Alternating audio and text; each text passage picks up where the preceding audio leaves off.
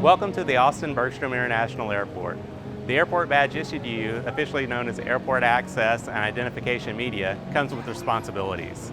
While we'll briefly highlight some of the more common responsibilities, it is your duty to know and follow all of the rules and responsibilities that come with your badge.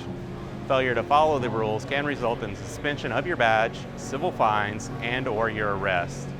Your issued airport badge remains the property of the airport and must be returned to the airport when demanded by an airport official or when you leave employment at the airport. Many of the specific details regarding how you can use your airport badge will need to be discussed with your employer, but the Airport Badging Office and the Airport Operations Center can assist you with general questions. Austin Bergstrom International Airport, this is Ricky. How may I help you? These offices are available by calling 512-530-2242. This is the phone number printed on the back of your badge. You can also pick up any white courtesy phone in the terminal to contact the Airport Operations Center.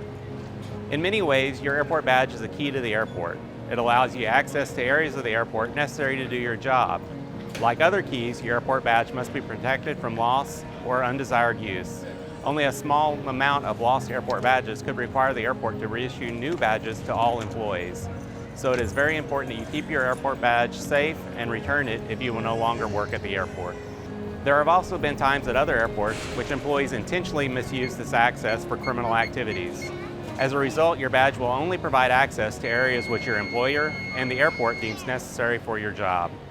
Your activity is also monitored through security systems such as video cameras and badge readers, but the best security feature at the airport is employees such as you. We rely upon each and every employee to properly use the airport badge and to ensure that others are properly using their badges as well. This is a mandatory requirement of all badged employees. Your airport badge was only issued to you after the airport conducted a security threat assessment and criminal history records check.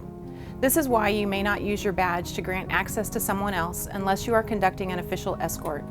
Only persons that have been specifically authorized by the airport, as shown by a special emblem on their badge, can conduct escorts, and the escorts must be properly reported in advance to the airport. Need to call in an escort? Okay. Can I get your name, please? Even if you believe someone has a badge, that badge may have been suspended or not provided access into a certain area. You are responsible if you allow someone to enter into an area into which they should not have access. In some of the more security-sensitive areas, there may be a sign by the badge reader that states no piggybacking. This means that each person that goes through the door from the side that the sign is on must go through one at a time. If someone asks you to use your badge to allow access to an area, or you see someone else not correctly using a security door, you must report this immediately to the Airport Operations Center at 512-530-2242. If you leave your airport badge at home, no one else can use their badge to allow you to access an area. How you handle such an event will largely be up to your employer. The airport cannot issue you another badge because you left yours at home or somewhere else. However, if your badge was lost or stolen, the airport may issue another badge, but you will have to pay a lost badge fee, which may be over $100, and you may be required to file a police report. Whenever the airport believes that a violation may have occurred, an airport representative will be sent to investigate. This may be a security or operations employee, police officer, or other representative. If you are able to provide information to help with this investigation, call the Airport Operations Center or look for the responding airport representative. If you activate a security alarm, you must stay at the location or immediately contact the Airport Operations Center and await further instructions. Areas of the airport which passengers are not able to access are known as security areas and may be classified as a restricted area, a secured area, or airport operations area. Since these areas all require an airport badge to access, they are known as Security Identification Display Area, or SIDA. This means that all employees in these areas must wear their badge where it is always visible, somewhere between their shoulders and waist. Even if wearing a jacket or coat, the airport badge must be displayed on the outermost layer and be visible at all times. If you observe someone in an area which requires a badge, noted SIDA, that is not properly displaying a badge, you must take action. If you feel comfortable approaching the person, you should do so and ask to see their airport badge. If you believe it is not safe to approach the person, you still must immediately contact the Airport Operations Center or have someone else do so to report the incident. You should also attempt to keep the person under observation until an airport representative arrives. When checking the badge of another, you must ensure that the photograph matches the person wearing the badge, that the color code is appropriate for the area in which the person is found, and that the badge has not expired. If you find any discrepancies with the badge, you must contact the Airport Operations Center. If another badged employee asks to see your badge, you must also comply with that request so they can ensure your badge is valid. Another security area at the airport is the sterile area.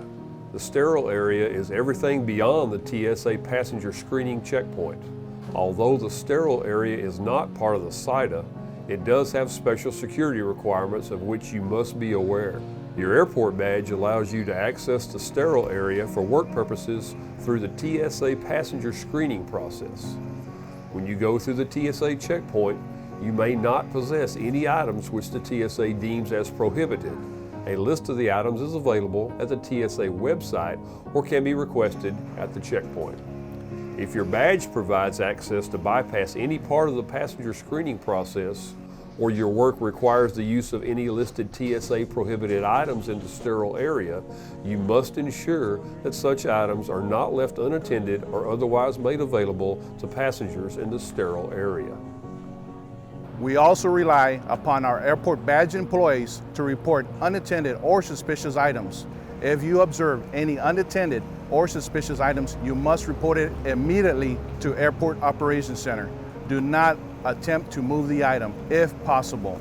Look for any name or other identifying information displayed on the item and provide, along with the item, description and location when contacting the Airport Operations Center.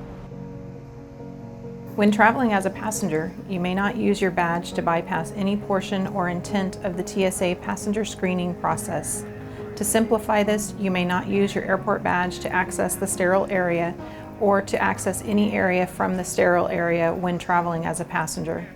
If you do use your badge to access any areas after entering the sterile area, you will need to exit the sterile area and re-enter through the passenger screening process. You cannot use your badge to introduce any items for other passengers into the sterile area, such as returning lost or left items. Through the course of your duties at the airport, you will learn what is normal and what seems out of place. It is very important that when you do see anything or anyone that seems out of place, that you report it immediately to the Airport Operations Center. Thank you for your important role in keeping the airport safe.